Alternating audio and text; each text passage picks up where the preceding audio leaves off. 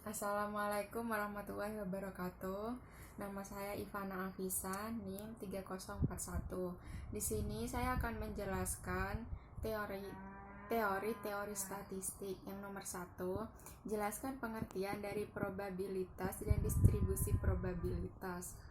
Probabilitas yaitu adalah suatu nilai yang dipergunakan untuk mengukur tingkat terjadinya suatu kejadian yang acak. Pengertian probabilitas juga dapat dilihat dari 3 macam pendekatan, yaitu pendekatan pasif, yang kedua pendekatan frekuensi relatif, yang ketiga pendekatan klasik. Yang nomor 2, bagaimana cara menghitung besarnya probabilitas dari suatu peristiwa. Rumusnya umumnya memiliki komponen kombinasi. Ingat kan ya rumus permutasi kombinasi zaman kita sekolah dulu. Intinya kalau kombinasi itu tidak ada pengaruh urutan tiap-tiap objek. Yang nomor 3, jelaskan pengertian populasi, sampel, parameter, dan statistik. Pengertian sampel adalah, menurut Sugiono, sampel adalah suatu bagian dari keseluruhan serta karakteristik yang dimiliki oleh sebuah populasi. Pengertian parameter. Parameter adalah suatu dalam persamaan yang diteruskan dalam suatu persamaan itu berarti sesuatu yang berbeda dalam statistik. Parameter merupakan nilai yang memberitahu Anda sesuatu tentang populasi dan merupakan kebalikan dari statistik yang memberitahu Anda sesuatu tentang sebagian kecil dari populasi. Statistika adalah sebuah ilmu yang mempelajari bagaimana cara merencanakan, mengumpulkan, menganalisis, lalu menginterpretasikan, dan akhirnya mempresentasikan data. Singkatnya, statistika adalah ilmu yang bersangkutan dengan suatu data. Istilah statistika berbeda dengan statistik. Statistika pada umumnya bekerja dengan memakai data numerik yang dimana adalah hasil cacahan maupun hasil pengukuran yang dilakukan dengan menggunakan data kategorik yang diklasifikasikan menurut sebuah kriteria tertentu. Sampling adalah teknik sampling, bagian dari metodologi statistika yang berhubungan dengan pengambilan sebagian dari populasi.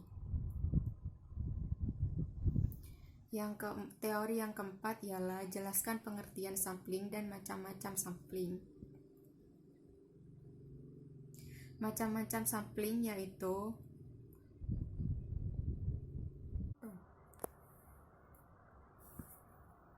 selanjutnya ialah macam-macam sampling. Yang pertama, pengambilan acak secara sistematis merupakan sistem pengambilan sampel yang dilakukan dengan menggunakan selang interval tertentu secara berurutan. Misalnya, jika ingin mengambil 1000 sampel dari 5000 populasi secara acak, maka kemungkinan terpilihnya 1/5 diambil satu angka dari interval pertama antara angka 1 sampai 5 dan dilanjutkan dengan pemilihan angka berikutnya.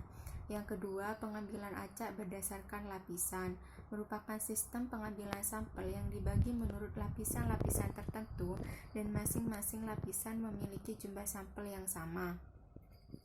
Selanjutnya, pengambilan acak berdasar area merupakan sistem pengambilan sampel yang dibagi berdasarkan areanya.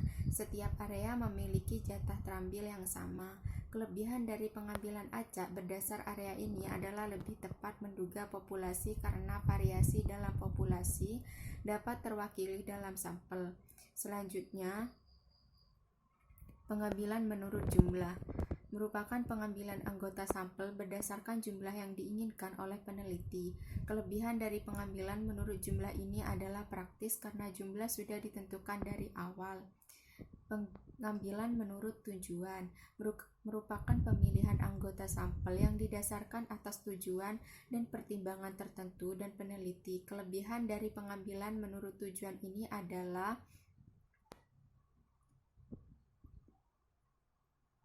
tujuan dari peneliti dapat terpenuhi, sedangkan kekurangannya adalah belum tentu mewakili keseluruhan variasi yang ada. Selanjutnya, pengambilan beruntun merupakan teknik pengambilan sampel yang dilakukan dengan sistem jaringan responden. Mulai dari wawancara satu responden, kemudian responden tersebut akan menunjukkan responden lain, dan responden lain tersebut akan menunjukkan responden berikutnya. Contoh soal: Diketahui 4% produksi suatu mesin rusak apabila secara random diambil 10 produk. Berapa probabilitas produk yang diambil tersebut? 1. Tidak ada yang rusak. 2. Satu rusak. 3. Paling sedikit satu rusak. Jawab. Diketahui N sama dengan 10 dibagi P sama dengan 0,4 dibagi Q sama dengan 1 min 0,4 sama dengan 0,6, maka 1 P dalam kurung 10 0 dibanding 10 sama dengan dalam kurung 10 per 0 tutup kurung 0,4 kali 0,6 sama dengan 0,00241. Yang kedua, P dalam kurung 1 banding 10 sama dengan 10 per 1 0,1 kali 0,6 sama dengan 0,00100. Yang ketiga, paling sedikit satu rusuk P dalam kurung X paling kecil 1 dibagi N sama dengan 1 min P dalam kurung 0,10 sama dengan 1 min 10,046357 sama dengan 0,935364.